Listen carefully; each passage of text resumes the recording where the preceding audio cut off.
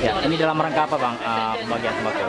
Ini dalam rangka imbas daripada COVID-19 sehingga kita bisa membagi ada beberapa desa di kecamatan di Kabupaten Aceh Barat. Salah satu desa Gampa,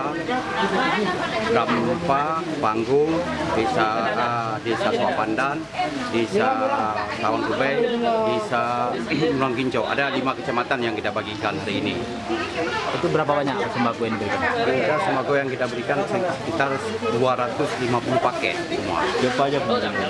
Penerimanya adalah desa yang berimbas daripada COVID-19 yang kita berikan hari ini, termasuk pekerja seni, termasuk janda-janda, termasuk anak yatim yang kita berikan hari ini. Itu berupa apa aja sembako?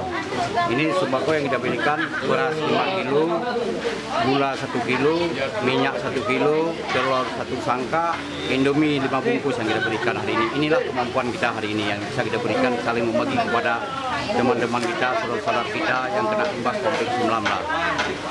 Himbauannya Mas? Himbauannya harapan, saya harap seluruh warga Aceh Barat hari ini, kalau ada warga pendatang yang datang pulang ke Aceh Barat, tolong dijaga, tolong diarahkan isolasi diri, dilaporkan kepada gugus 19 di desa tersebut. Itu harapan, jaga jarak, cuci tangan, semua, itu harapan kita.